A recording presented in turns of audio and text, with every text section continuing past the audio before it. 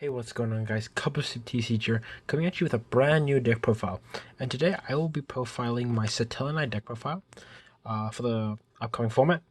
Um, Pretty much the reason why I'm profiling this deck profile is simply because recently, with the release of the new Shadow structure deck, there has been a lot of Shadow players. And I feel that Satellarknight is actually a surprisingly decent anti-meta choice for Shadows, simply because the deck in a way, was made during Shadow format and has a decent matchup against Shadows, especially the pure variant. Anyway, let's get right into the deck profile. So for the Satellarknight lineup, I play 3 Altair, 3 Deneb, 3 Anonkali, and 2 Vega. So to briefly explain what everything does, Altair allows you to revive a Satellarknight. Deneb is your Stratos, getting you all the other Satellarknight monsters. Anunculai is pretty much your Armageddon Knight, and Vega allows you to special another from your hand.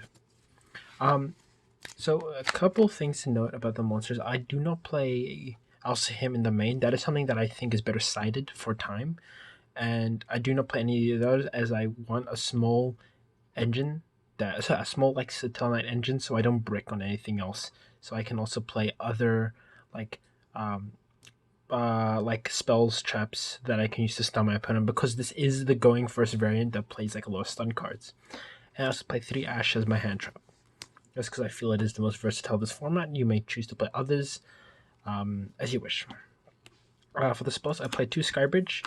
This allows us to combo off, allows us to turn like if we open a Vega in this, we can switch that into a Deneb, allowing us to get a Surge off, giving us access to other Tellarknights. Also dodges targeting negation like Imperms and Veilers. So it acts as a pseudo call by the grave in that sense. I also played 2 Desires and an Avarice for my draw power. Desires I feel is fine at 2. Like statistically, like you should I guess run 3, but like you never really want to like banish too many cards because otherwise like your Deneb is offline, all of your back row is offline, and then you struggle to grind a little bit, and then Avarice is there just to recycle our monsters back. For some one-offs, I play Monster Reborn and Rhoda since we are all warriors, and Reborn is a generic revival spell allowing us to combo off, get multiple bodies on the board for Exceed plays. Now onto the traps, we play Triple Call of the Haunted. I feel this is standard because we are playing Satellarknights. While yes, it is somewhat of an outdated card now, it is still really good for its application, allowing like Triver bouncing it back, allowing us to reuse it. Same thing goes with Crackdown. Pretty much we play this over Fiendish Chain now.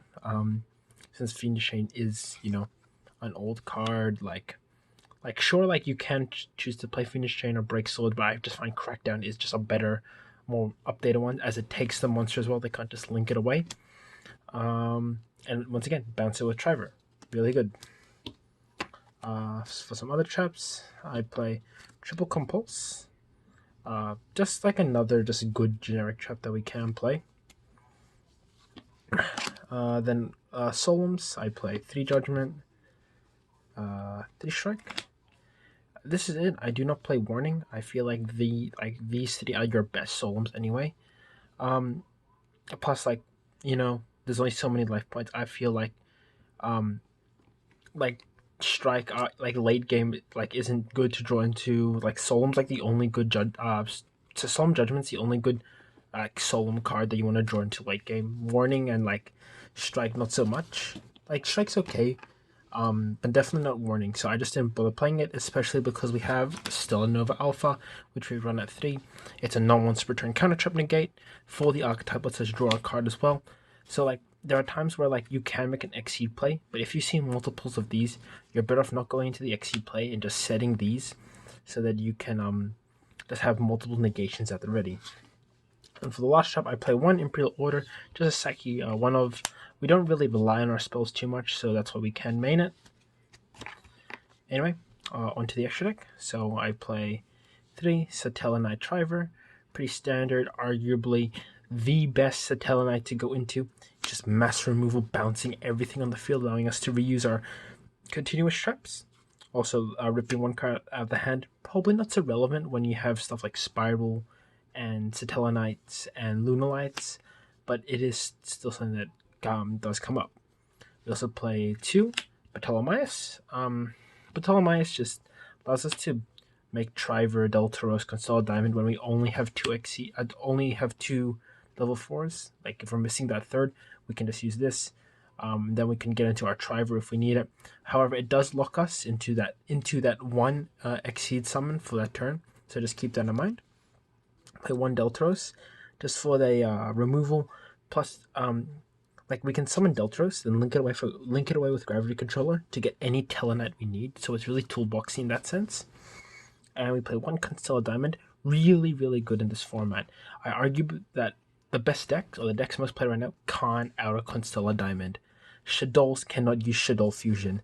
Lunalights cannot use Chick. Spiral cannot send their stuff to the grave. That's why I feel this card is so good right now. And being a non-once per turn dark negate is also relevant with all those matchups. Like, you have stuff like Master Plan being a dark. You have all the Lunalight cards being a dark. You have all this, like most of the Shadow cards being a dark. Really, really good card. And that is the reason why I think that this deck is good. Is a good pick for this format. Like season play, we play Utopia Lightning and there's no Utopia. Opted not to play Double Sim because I don't want to draw the brick. And like it was space that could have been more floodgates, could have been more traps that we can play. Play 1 Emerald just for more recyclability. 1 Dweller, just to shut down graveyard decks. If like I will make this in instances where like I may not have access to the diamond, or like Stellar Nova Alpha. So like I'll get my level 4s and just link it away into Dweller. Tornado for back row. Castell to just out things. Like he's pretty good. Gravity Controller as our link 1, just to link away like a Triver that we might have, or a Deltaros that we might have, whatever it might be. So then we have the zone free, so we can go into further link plays later. And this, like, the Gravity Controller is the easiest way for us to Triver loop now, because then we can make a Triver here, bounce the Gravity Controller, make a Triver there, bounce the Triver. And lastly, a link 2, just so we can, for like we can link away stuff with Crackdown, or like, it's like if you choose to play Gozen or something like that, it's a light target, so it doesn't conflict. But yeah, so that's it for my deck profile, guys. Of Satellarknights, once again, I think they are a really, really good deck for this format. Like, I kid you not, I argue like Satellarknights like have a chance this format.